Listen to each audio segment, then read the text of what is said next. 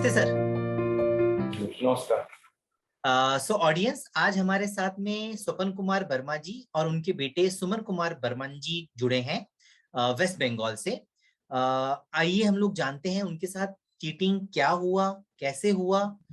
Total अगर मैं brief थोड़ा सा बता देता हूं, टोटल स्वपन जी के नाम पर करीब करीब 50 पॉलिसियां इशू की गई हैं और इनमें करीब करीब उनका 35 लाख रुपए का फंड अब अटक चुका है। ये पॉलिसीज ऐसी हैं जहां पर कि 35 लाख रुपए स्वपन जी को प्रतिवर्ष भरने आवश्यक हैं।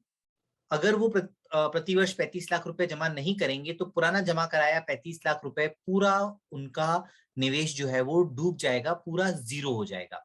और काफी इंटरेस्टिंग केस है। इस केस से हम ये समझ पाएंगे कि हमें किसी के ऊपर भी अंधविश्वास या आंखें मूंद कर भरोसा नहीं करना चाहिए। भरोसा करना एक अच्छी बात है, बट ब्लाइंड फेथ नहीं होना चाहिए। तो आइए देखते हैं कि किस तरह से उनके साथ चीटिंग हुआ।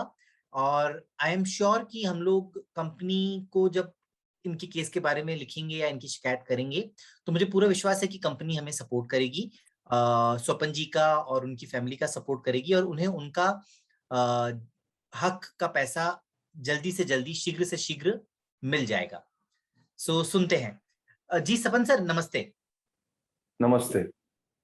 सर आप बताएंगे सर, आप क्या करते हैं, कहाँ के रहने वाले हैं? हम वीडियो भी ब्लॉक डेवलपमेंट ऑफिस में काम कर रहा है, जूनियर इंजीनियर। ओके, तो आप अभी गवर्नमेंट एम्प्लॉई अभी हैं? तमलुक टाउन में बसवास कर रहा है। Village DC Shankaroda, post PS Tamluk, district Purba Midnapore. Okay Suman sir, sir का ना लैंग्वेज थोड़ा सा वेस्ट बंगाल टोन आता है। आप बता पाएंगे कहाँ के रहने वाले हैं और सर करते क्या हैं? हाँ सर, मेरे पापा वेस्ट बंगाल गवर्नमेंट के लिए काम करते हैं, ब्लॉक ओके डेवलपमेंट ऑफिस में। तो ओके वो जूनियर इंजीनियर के पोस्ट में है। ओके। और सर का सैलरी कितना होगा अंदाजन? सैलरी तकरीबन 90। ओके, और 2 साल पहले जब ये फ्रॉड आपके साथ शुरू हुआ उस समय सर का सैलरी कितना होगा अंदाजन? 91,000 उस 91 समय के आस, तक। ठीक बात ग्रॉस है। Gross 91। Okay, so it's like sir 91,000 अगर आप महीने का कमा रहे हैं तो आपका, हम लोग ये देखते हैं, साल का पैकेज करीब 10 लाख 11 लाख के आसपास बैठता है। और 9 लाख आपको जो 10 लाख। इंश्योरेंस, यस, और आपको जो इंश्योरेंस पॉलिसीज बेची गई हैं, जो 50 इंश्योरेंस पॉलिसीज बेची गई हैं, उनमें करीब करीब आपको 35 लाख रुपए सालाना का प्रीमियम हर साल डिपॉजिट करने के लिए कहा जा रहा है। सही कह रहा हूं मैं? हाँ। तो ऑडियंस यहीं से क्लियर है कि ये एक clear case of miss selling है। क्योंकि मैं आपको बताना चाहूंगा, आईआरडीए के साफ साफ नियम है कि कोई भी कंपनी किसी भी तरह की पॉलिसीज जारी करने से पहले ये कंपनी की जिम्मेदारी है कि जो पॉलिसीज कस्टमर को दी जा रही हैं, कंपनी को वेरीफाई करना होता है कि वो पॉलिसीज कस्टमर कंटिन्यू कर भी पाएंगे या नहीं। और सबसे इंपॉर्टेंट, कंटिन्यू करना भी एक पार्ट हो गया, उसके अलावा कंपनीज को ये भी चेक करना होता है कि जो पॉलिसीज दी जा रही हैं वास्तविक में उन पॉलिसीज की आवश्यकता भी है कस्टमर को या नहीं। सो ये काफी इंटरेस्टिंग केस है। अच्छा, इसमें एक कंपनी इन्वॉल्व नहीं है, करीब करीब 4 या 5 कंपनीज इन्वॉल्व हैं। मैं आपको बताता हूँ, जो स्वपन जी की जो पॉलिसीज हैं, टोटल 50 पॉलिसीज में से 23 पॉलिसीज भारतीय एक्सा ने इशू करी हैं, जिसमें से 20 स्वपन जी के नाम पर हैं। सिग्ना टीटीके करके एक हेल्थ इंश्योरेंस कंपनी है, उसने 17 पॉलिसीज जारी करी हैं स्वपन जी के नाम पर। उसके बाद में फ्यूचर जनरली है, एचडीएफसी है, इंडिया फर्स्ट है, कोटक लाइफ इंश्योरेंस है, पीएनबी मेटलाइफ, रिलायंस निप्पॉन। इन सब में किसी ने एक पॉलिसी जारी करी है, किसी ने 2 पॉलिसी जारी करी है। बट हाँ, टोटल 37 पॉलिसीज अगर अपन बात करें 50 में से, तो वो 2 कंपनीज भारतीय एक्सा और सिग्ना टीटीके ने जारी करी हैं। और बाकी कंपनीज का छोटा मोटा फ्रॉड है ही सही। और इंटरेस्टिंग बात यह है कि इन सब के पीछे अगर हम लोग देखेंगे, कड़ी जो है वो एक ही दिस थिंग कॉर्पोरेट एजेंट है, जिन्होंने ये पूरा सिस्टमेटिकली उनको लूट किया है। तो समझते हैं सर कि ये शुरुआत कैसे हुई। सर 2018 में ये शुरुआत हुआ, तो ये कैसे हुआ आप थोड़ा बताएंगे प्लीज? 2017 में हुआ। 2017 में हुआ, ओके। हाँ। और हमारा कैसे? एक मैक्स पॉलिसी था 2014 साल का। ओके, 19,000 पॉलिसी है ठीक है, उसका। वो 19,000 तो रुपए का। परिणाम हाँ, ओके और उसको वो फोन नंबर, हमारा फोन नंबर मिला। वो बोला ओके जे आप 22,500 दीजिए, आपको मैच्योरिटी एक लगासी और 50% आप मिल जाएगा। ओके। मतलब सुमन जी ये कहना ये चाह रहे हैं स्वपन सर कि इनका एक मैक्स लाइफ में पॉलिसी था जिसका प्रीमियम 19,000 हाँ, रुपए ये लोग भर रहे थे। कहीं से इनका डेटा लीक हुआ और उन्होंने किसी ने इनको कॉल किया उस पॉलिसी का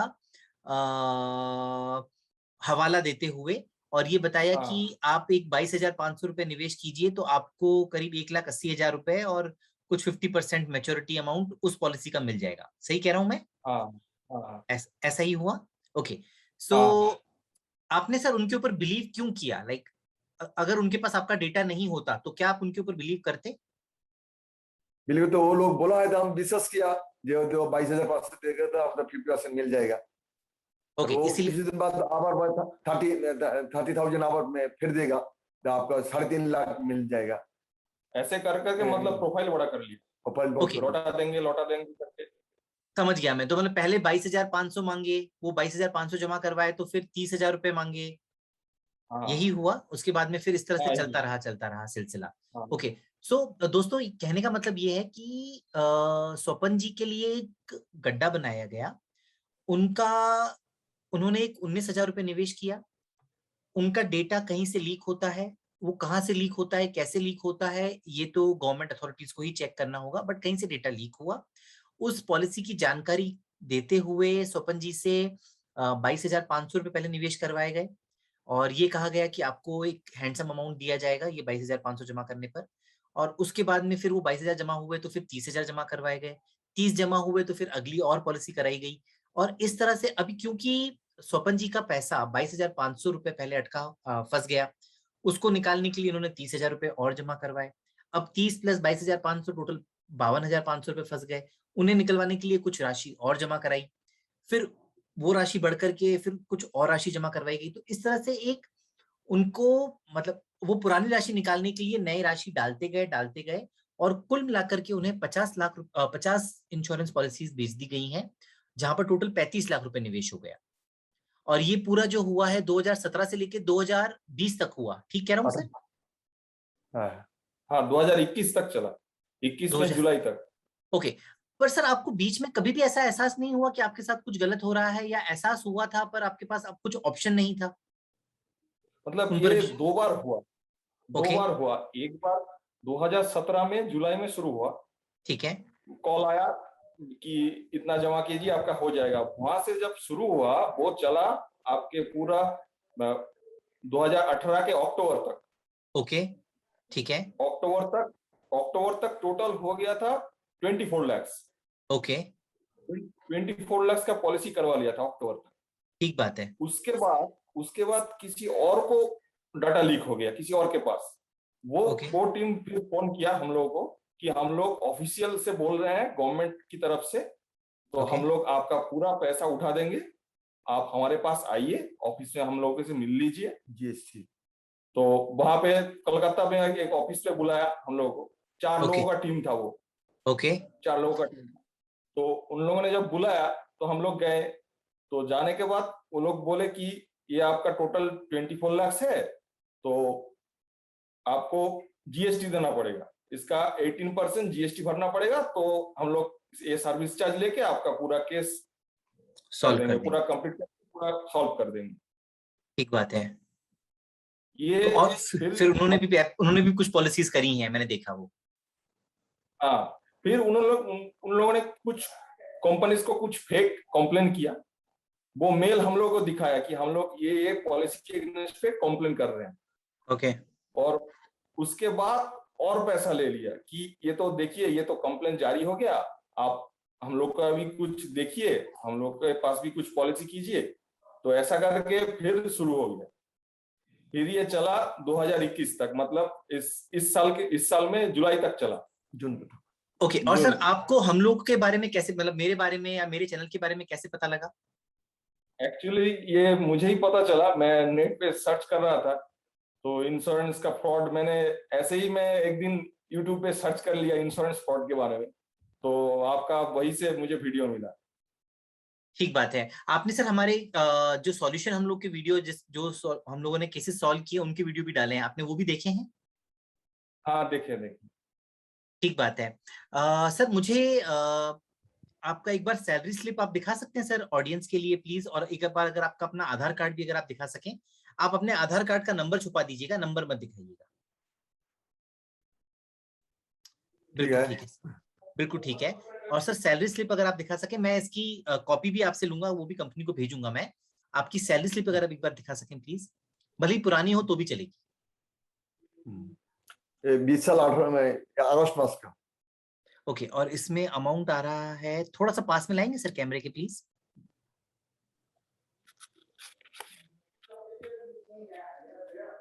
81,000 के आसपास आपको नेट आपके हाथ में और आ रहा है नेट ऐसा? नेट।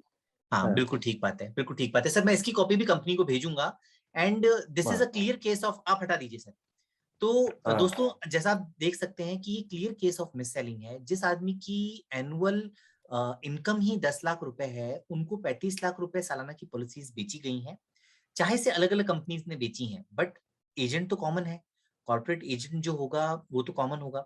सर आपके पास में कोई प्री इश्योरेंस वेरिफिकेशन कॉल्स भी आ रहे थे इन पॉलिसीज जब ये जारी हो रही थी?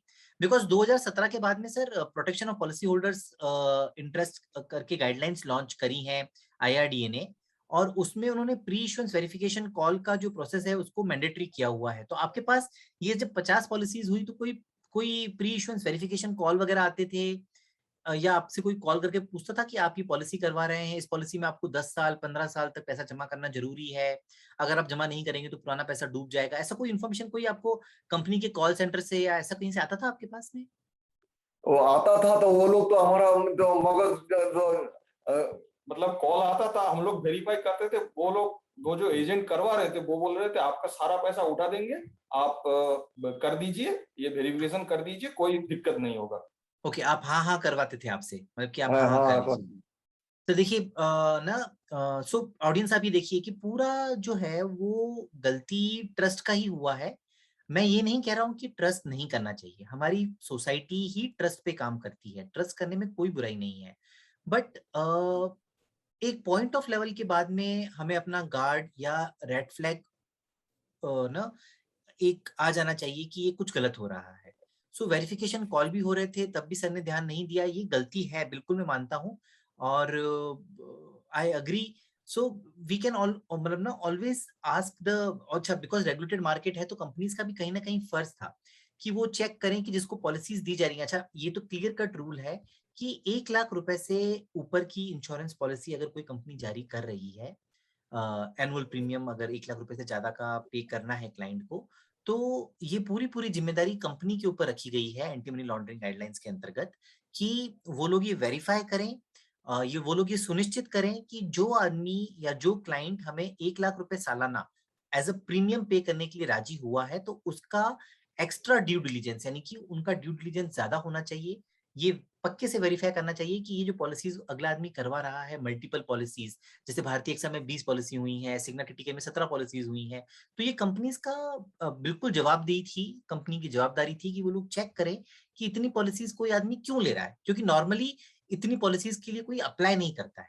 नॉर्मली कोई भी आदमी जिसका जिसका सैलरी 10 लाख रुपीज है वो 30 लाख रुपीज का या 35 लाख रुपए सालाना का प्रीमियम का पॉलिसीज कभी भी नहीं लेगा।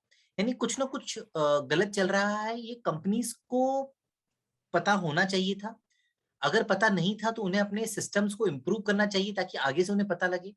एंड अभी यहाँ पे प्रॉब्लम ये है कि ठीक है सेल्स ने तो गलत काम किया, बट सर ने जब कंप्लेन किया कंपनी को तो कंपनी के जो ग्रीवेंस रिड्रेसल ऑफिसर्स हैं वो भी समझ रहे होंगे कि हाँ गलत हुआ है, पर वो लोग हेल्प नहीं कर रहे हैं। सर आप लोगों ने कंपनी को लिखा है अपनी प्रॉब्लम के बारे में, सही कह रहा हूं मैं? नहीं, हम लोगों ने नहीं लिखा था, एक्चुअली वही लोग कंप्लेन कर रहे थे। ओके, अच्छा, वो पर जो अपने को पता सेकंड है। टीम आया था, हाँ हाँ हाँ। वो जो सेकंड टीम आया था वही लोग कंप्लेन कर रहे थे, वही सब मेल में हैंडल कर रहे थे, ओके। और वही हम लोग को दिखा के दोबारा पॉलिसी कर लिया। और एक बात है जो बहुत चौंकाने वाली है कि मतलब मेरे फादर को धमकाया गया कि आपका पैन कार्ड अटक जाएगा, आप अगर ये नहीं देंगे आपको टैक्स में फंस जाएंगे आप, ये सब करवा के और लूटा गया। नो सर, मुझे आपका केस पूरी तरह समझ में आ गया है। और इनफैक्ट मैंने ये भी देखा कि जब 50 पॉलिसियां सर के नाम पे इश्यू हुई हैं, उसके बाद में करीब 11 या 12 पॉलिसियां सर के जो साथ में लोग काम करते हैं, जैसे एक अमरुल जी हैं, एक गुलाम नबी आजाद साहब हैं, एक मुख्तार हुसैन साहब हैं, एक मुश्ताक अहमद साहब हैं, उनके नाम पर भी टोटल 11 या 12 पॉलिसीज सेल करी गई हैं। हालांकि पैसा उसमें सर ने ही निवेश किया है, सही कह रहा हूं मैं? हाँ हाँ हाँ। ओके। तो उन पॉलिसीज के लिए भी सर हमें अलग से फाइट करना पड़ेगा, उसमें भी करीब 6-6.5 लाख रुपए का फंड है, तो उनके लिए हमें अलग से फाइट करना पड़ेगा।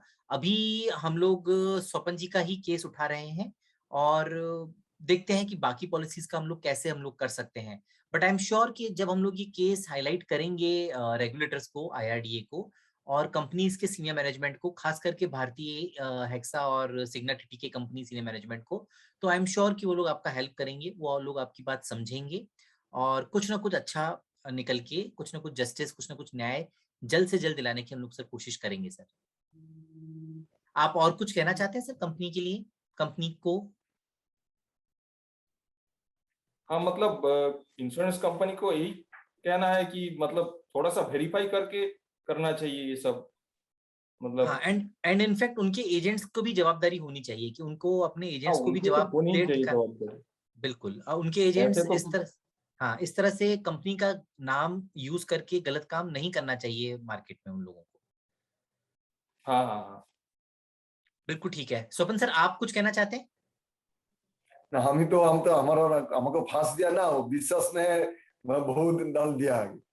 एकदम गड्ढे में डाल दिया विश्वास। विश्वास किया वो लोग, तो हम बोला था हम तो सैलरी इतना है, हम इतना पॉलिसी कर रहे हैं, ये तो कहाँ से, ये तो हमारा जो आईटीआर फाइल तो सपोर्ट नहीं करेगा। वो लोग बोले ना आप लोग मिल जाएगा, ये गलत बात किया रहा हमारा सपना की। मैं समझ सकता हूँ बिल्कुल, और आप इस पोजीशन में, आपकी पोजीशन भी मैं समझ सकता हूँ सर। आपकी मानसिकता उस टाइम पे ये रही होगी कि मेरा इतना पैसा डूब गया है, चलो थोड़ा और डालते हैं, शायद मिल जाए, शायद मिल जाए। तो वो उम्मीद का दामन भी हाँ आपने यही थाम, यही मेंटेलिटी था। हाँ बिल्कुल, तो वो उम्मीद भी आदमी छोड़ता नहीं है कि ठीक है, ये लोग अच्छे लोग हैं, आपसे मिल रहे हैं, तो आपको लगता है कि नहीं ठीक है, मिल जाएगा पैसा, मिल जाएगा। सो मैं आपकी मानसिकता भी समझता हूँ, बट सर मेरा रिक्वेस्ट है सर कि ब्लाइंड फेथ सर अब आगे से प्लीज किसी के ऊपर मत कीजिए, बिकॉज फेथ करना अच्छी बात है, ब्लाइंड फेथ बुरा है सर। अच्छा हम तो समझ गया अभी। ओके। और ऑडियंस में आपको सर के माध्यम से ये भी बताना चाहता हूँ कि कोई भी अगर आपको आदमी इस तरह की पॉलिसीज, अगर आपके पास मल्टीपल पॉलिसीज आपको भी बेची गई हैं, और कोई भी अगर आपके पास में आता है कि मैं आपको पैसा दिलवा दूंगा, आप पहले मुझे कुछ पैसा दीजिए, या कुछ पैसा कहीं आप दूसरी पॉलिसी में इन्वेस्ट कीजिए, यहीं पर रेड फ्लैग आपका ऑन हो जाना चाहिए, और आपको इस तरह की किसी भी आदमी से डील नहीं करना चाहिए। ठीक है ठीक ठीक कह है। रहा हूँ सुमन सर? हाँ ठीक हाँ है। हाँ ठीक। ठीक है। आप सर हम लोग आपके वीडियो को अभी, ऑडियंस को मैं कुछ कहना चाहूंगा।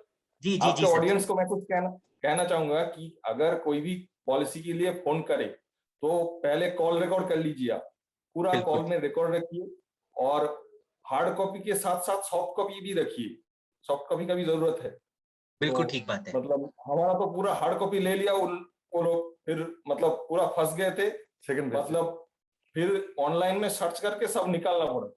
हाँ यस, ये भी ऑनलाइन बहुत में आपने पॉइंट अच्छा बताया सर। आपकी पॉलिसीज में से आपकी जो हार्ड कॉपीज आपके पास आई थी, वो फ्रॉडस्टर जो सेकंड बार आपके पास 2018 के बाद में आए हाँ थे, आपने सारी अपनी ओरिजिनल पॉलिसी बॉन्ड्स उनको दे दिए। मतलब अब अच्छा, अब उसके कारण मुझे क्या प्रॉब्लम हो रही है सर, मैं अभी केस ठीक से स्टडी भी नहीं कर पा रहा हूँ, क्योंकि मैं ये नहीं देख हाँ पा रहा हूँ कि प्रपोजल फॉर्म में सर के साइन है या नहीं है। मैं ये भी चेक नहीं कर पा रहा हूँ कि प्रपोजल फॉर्म पे सर की क्या इनकम दिखाई गई, या क्या एजुकेशन, या ना उनका क्या डिटेल्स दिखाया गया, एम्प्लॉयमेंट डिटेल्स क्या दिखाई गई, तो मैं ये भी चेक नहीं कर पा रहा हूँ। तो अगर ये मेरे पास होता तो मेरे लिए ये केस को हाईलाइट करना या इस केस को सॉल्व करना ज्यादा इजी होता। पर अब क्योंकि मेरे पास ये इन्फॉर्मेशन भी नहीं है, तो हम लोग ना हम लोग को ये केस सॉल्व करने में दिक्कत आ सकती है। बट हम लोग कुछ ना कुछ रास्ता निकालेंगे, एंड डेफिनेटली मुझे पूरा विश्वास है कि रेगुलेटर्स और कंपनी का सीनियर मैनेजमेंट हम लोगों की हेल्प करेगा। Thank you sir. हाँ। Thank you. Thank you. Thank you Swapan sir. नमस्कार। नमस्ते, नमस्ते बहुत सर। थैंक्स। Thank you.